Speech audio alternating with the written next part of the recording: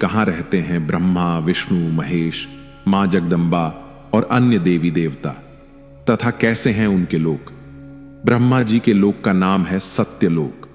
इसके ऊपर विष्णु जी तथा शिव जी का लोक है, जिन्हें वेद तथा पुराण परम धाम कहकर पुकारते हैं।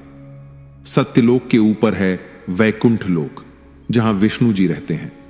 वह 16 करोड़ योजन की परिधि में चौकोर बसा हुआ है, जिसमें रत्नों से भरे हुए स्वर्ण मंदिर, बाग, उपवन तथा कुएं आदि सर्वत्र सुशोभित हैं। इसे स्वर्गलोक भी कहा जाता है। स्वर्गलोक से भी ऊपर है स्वामी कार्तिकेय लोक। वह 64 योजन की परिधि में चौकोर बसा हुआ है। उस लोक में सभी घर रत्नों से भरे हुए हैं। उस लोक के स्वामी कार्तिकेय हैं, जिन्होंने तारका असुर का वध कर देवताओं को आनंद प्रदान किया था। वे भगवान शिव के पुत्र होकर उन्हीं के पद पर विराजमान हैं। उसके ऊपर है शक्ति लोक, जहां संपूर्ण सृष्टि की माता जगदम्बा निवास करती हैं। वहां इंद्र आदि देवता जग माता की सेवा करते हुए उनके चरणों का ध्यान करते हैं। हमें यह जान लेना चाहिए कि इस सृष्टि के संपूर्ण प्राणी उन आदिशक्ति की कृपा से ही ठहरे हुए हैं। वे जगदम्बा भगवान शिव की अर्धांगिनी हैं।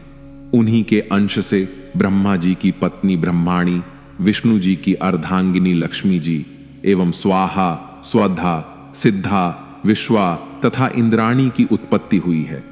वह शक्ति लोक भली भांति सजा हुआ है। शक्ति लोक के ऊपर शिवलोक है। वहां किसी को चिंता और मोह नहीं व्यापते। जिस स्थान के ऊपर भगवान सदाशिव का सिंहासन है, वह स्थान परम मनोहर है। शिवजी के बैठने का सिंहासन रत्नों से जड़ा हुआ है। उसके पास ही शिवजी तथा भगवती आदि शक्ति के अनेक निवास एवं विहार स्थल बने हुए हैं। इस शिवलोक का विस्तार 256 करोड़ योजन है। इस लोक की बीचों बीच अत्यंत सुंदर, पवित्र तथा सब प्रकार की चिंताओं को नष्ट करने वाला भूत भावना का मुख्य निवास स्थल बना हुआ है। उन त्रिशूल पाणी शिवजी द्वारा ही ब्रह्मा, विष्णु तथा रुद्र की उत्पत्ति हुई है। वे ही सबके स्वामी, स्वाधीन तथा एक रूप हैं। उसी शिवलोक में शिवजी की श्रेष्ठ गौशाला बनी हुई है, जिसे गोलोक कहकर पुकारा जाता है। उसके स्वामी श्री कृष्ण तथा राधिका जी हैं। जहां भी शिवजी निवास करते हैं, उसके पास एक गोलोक अवश्य ही होता है। ओम नमः शिवाय।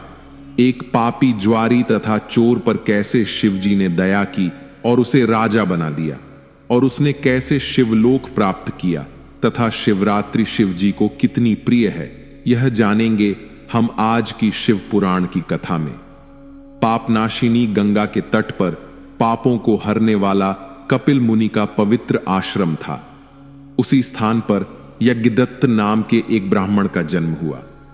यज्ञदत्त यज्ञ शास्त्र में बहुत ही योग्य था। उसे वहां के राजा ने बहुत साधन दिया। वह वागम, शुद्ध हृदय, शीलवान, वेदों में निपुण, परम उपकारी, उदार तथा शिवजी का परम भक्त था। उसकी स्त्री अत्यंत पवित्र, पतिव्रता, गृह कार्य में निपुण तथा अच्छे कार्यों को करने वाली थी। कुछ समय पश्चात उसके एक पुत्र उत्पन्न हुआ, जिसका नाम उन्होंने गुणनिधि रखा। गुणनिधि ने थोड़े ही दिन में अनेक विद्याएं सीख ली, परंतु कुछ दिनों के पश्चात वह कुल की रीति छोड़कर बुरी रीति पर चलने लगा। उसने बुरे मनुष्यों की संगति की। उसी के फल स्वरूप उसकी बुद्धि भ्रष्ट हो गई, क्योंकि अच्छे बुरे कर्मों पर संगति का प्रभाव अवश्य पड़ता है। गुणनिधि उस अज्ञान अवस्था में बुरे लोगों के संपर्क में आया। धीरे धीरे उसके सब धर्म नष्ट होने लगे। वह वेदों के विपरीत कर्म करने लगा। वह बड़ा छल्ली तथा ज्वारी हो गया। उसकी माता उसे नित्य भले उपदेश दिया करती, परंतु वह अपने पिता के निकट कभी भी न जाता। जिस समय उसकी माता गृह कार्य में संलग्न रहती, वह घर की चीजें चुरा कर ले जाता। एक बार उसके पिता ने पूछा, गुणनिधि कहां है? तब माता ने उत्तर दिया कि वह स्नान, पूजन तथा भोजन आदि से निवृत्त होकर अपने मित्रों के साथ पाठशाला चला गया है। इस प्रकार उसकी माता ने उसके पिता से उसके अवगुणों को छुपाया। जब भी गुणनिधि का पिता अपनी पत्नी से पुत्र के विषय में पूछता, वह इसी प्रकार टाल दिया करती थी।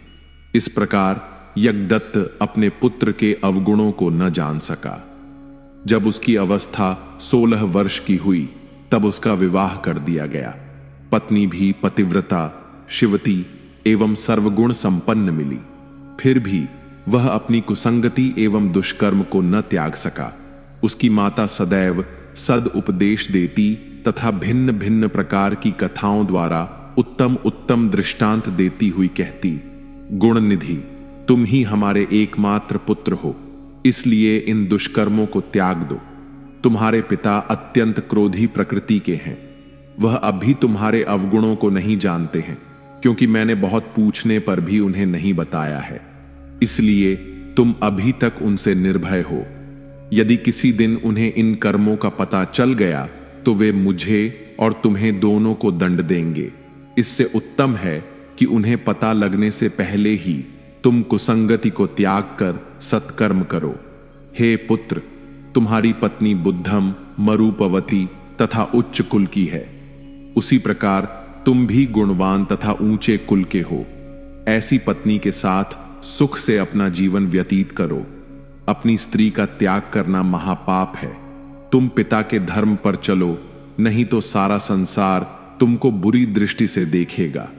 तुम मुझको तथा अपने पिता को क्यों लज्जित करते हो?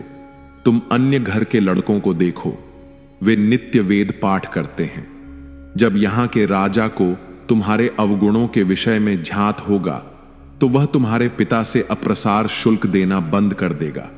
अभी तो लोग यह कहकर टाल देते हैं कि तुम अवगुण के कर्म लड़कपन के कारण करते हो, परंतु अवस्था बढ़ जाने पर सब लोग तुम पर हंसेंगे तथा व्यंग्यपूर्ण तानों से कहेंगे कि अब तुम्हारा कुल अपवित्र हुआ। वे तुम्हारे पिता की निंदा करेंगे और इन्हीं सब कारणों से तुम्हारे पिता नरकगामी होंगे।